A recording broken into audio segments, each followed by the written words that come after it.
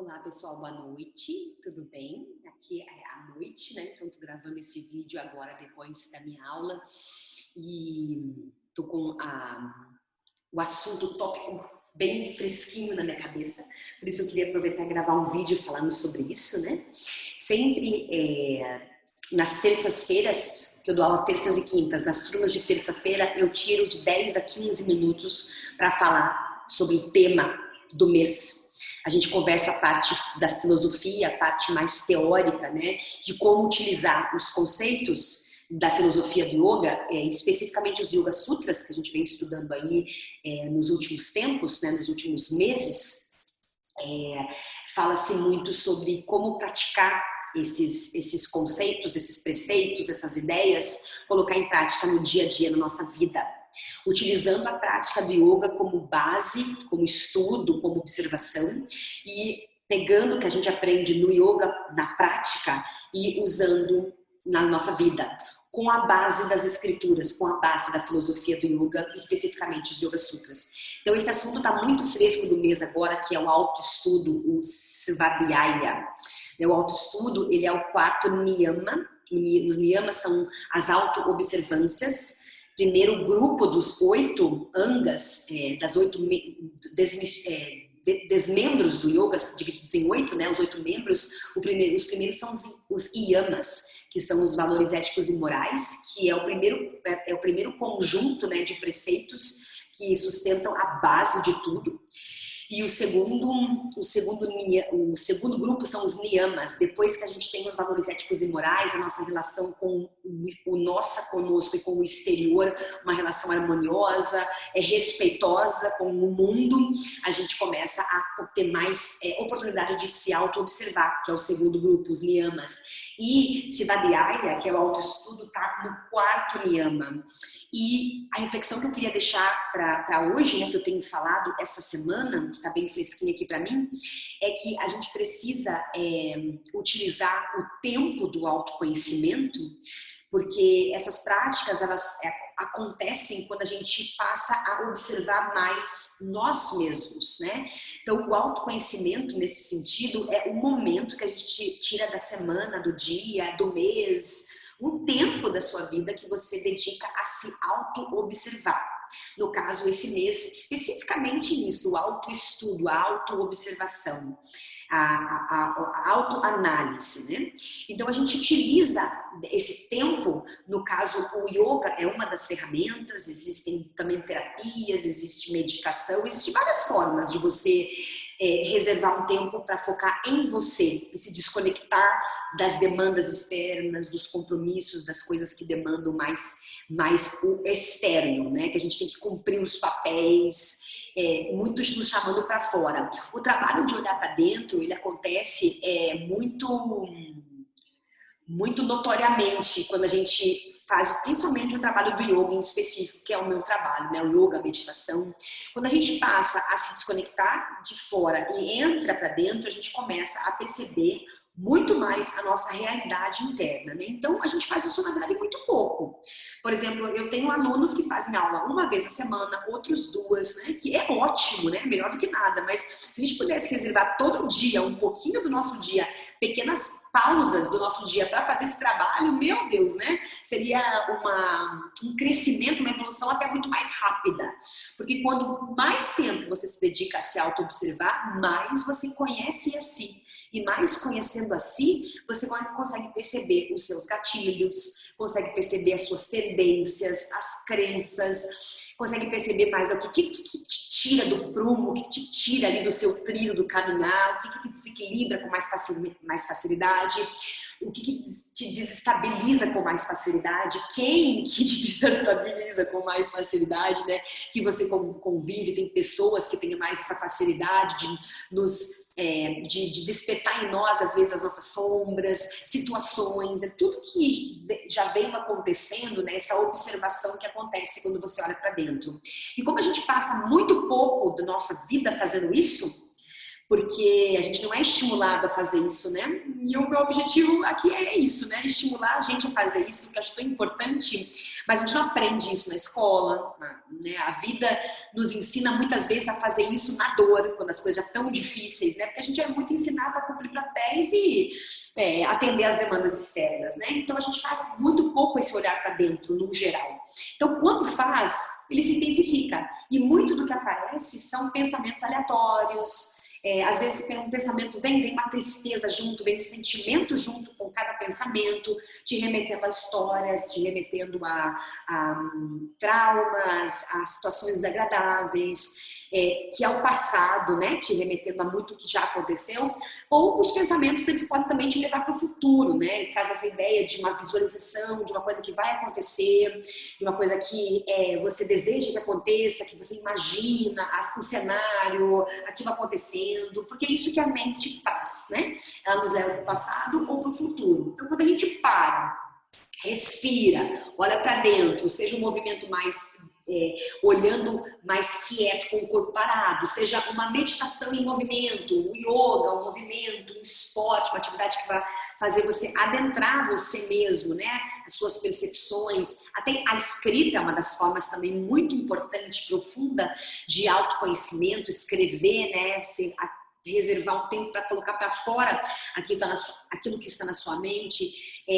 Como a gente faz muito pouco isso, vem muitos esses pensamentos, e os pensamentos, eles nunca nos fazem estar no momento presente. Eles estão ou no passado ou no futuro.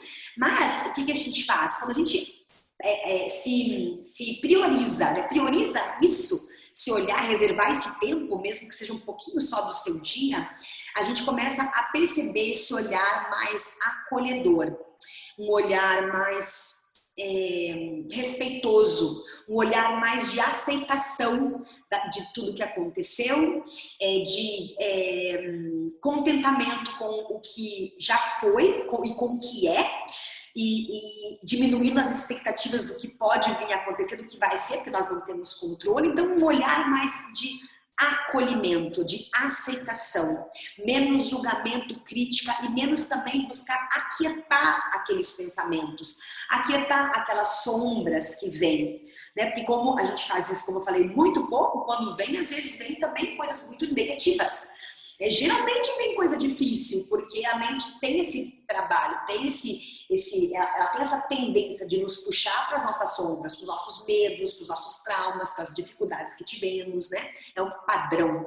E aí a gente se observa, e aí na psicanálise isso chama-se de ego-observador, é o espectador de você. E quanto mais você faz isso, mais você refina essa atividade, você refina esse olhar interno, amoroso, carinhoso, compassivo, mas assim, também refletindo e não ficando passivo, mas assim, observando, para que então haja uma direção a ser tomada, haja uma ação a ser tomada para melhorar os aspectos não tão legais, para desmistificar e parar de se identificar com esses pensamentos, né? Por exemplo, a depressão é a pessoa que se identifica: eu estou feliz, então eu estou triste, então eu sou triste. Ela se identifica com aquele pensamento que traz aquele sentimento, ela acha que aquilo é a verdade, que ela é aquilo.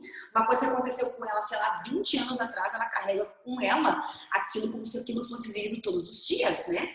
Ao mesmo da ansiedade, ao contrário, aquilo nem aconteceu e a pessoa fica ansiosa, imaginando aquilo acontecendo, antecipando algo que nem é real, né? Então, passa a ter esses desequilíbrios quando a gente se identifica com os pensamentos, quando a gente passa a achar que nós somos eles, que nós somos esses sentimentos. E a gente, na verdade, é muito além disso. Isso só são coisas complexas que acontecem nessa relação do psique com o coração, né? Com o corpo. Então, o yoga, ele é uma das grandes oportunidades de a gente olhar para nós, se auto-observar, se auto-estudar e assim se auto-conhecer e começar então a melhorar-se. E é uma melhoria contínua, não tem um caminho a chegar lá. Então, o autoconhecimento não tem um objetivo do tipo assim, eu fiz... O ano que vem eu vou parar o yoga, porque eu já fiz tudo que tinha que fazer. Não existe isso. O yoga é para sempre. Espero que eu possa fazer o yoga até o último dia da minha vida, né? há várias atividades, né? Esse processo todo é um processo que conta. A evolução, ela é contínua. Você não tem um lugar para chegar. O caminho que é o objetivo, né? A jornada que é o objetivo. Né? O yoga, ele acontece no dia a dia. A gente não tem como objetivo a chegar. O que acontece lá na frente é uma consequência do processo. E o autoconhecimento é igual. Quanto mais a gente olha, mais a gente refina, mais a gente toma gosto por isso, reconhecer, dar de cara com as nossas sombras, acolher, aceitar. E aí as mudanças que a gente sabe que a gente precisa fazer, elas vão acontecendo como uma consequência do olhar para você, do se aceitar. E aí é uma consequência, você começa a direcionar a sua vida, a sua energia, e aí você começa a ver mudanças como consequência. Porque o foco está no olhar, no auto-observar no dia a dia e não lá na frente. Você não quer ser feliz lá na frente, você não quer atingir a felicidade, atingir o bem-estar. Não é lá na frente, é agora. Então é preciso viver cada vez mais essa auto-observação para se conectar com esse lugar de paz, de leveza, o quanto antes, do agora e não lá na frente, né? E não como um objetivo a ser conquistado, porque a ideia é o caminho, é a jornada. E a vida é a jornada, né, gente? A vida é a passagem. Então não adianta a gente pensar lá no objetivo final, lá, né? Porque a vida está acontecendo. Então a gente precisa buscar os resultados não imediatos, mas focar no que tem que ser focado e parar de objetivar, de achar que as coisas estão lá. E aí não estão lá no externo, né? As coisas não estão lá no futuro, as coisas não estão lá no passado, as coisas estão aqui agora, estão acontecendo, né? Nessa jornada que é a vida. Então é isso que eu queria deixar para vocês, essa reflexão do autoestudo, como é importante a gente acolher os pensamentos, principalmente o que vier de sombra, o que vier de escuridão, colocando luz na escuridão para poder transformar, né? Então a vida é feita de momentos alegres, momentos difíceis, acolher isso. Não achar que, pô, eu tô triste, eu tenho que ficar triste para sempre, mas acolher se eu estou triste. Não julgar, falar que tá errado, que a gente tem que estar sempre feliz. Não, a vida tem as suas dificuldades, tem a sua realidade e é uma oportunidade para a gente melhorar. Uma melhoria contínua, de acordo com a nossa necessidade, com a nossa evolução individual, sem comparação, né? É uma jornada muito individual que acontece no dia a dia, né? Focada no aqui e no agora, focada no que você pode fazer hoje para obter os resultados como uma consequência de viver o hoje, de viver mais consciente, com mais sensibilidade, né? O autoestudo, ele tem essa questão materna de cuidar, de olhar, por isso que a gente faz muito movimento de quadril na nossa prática, né?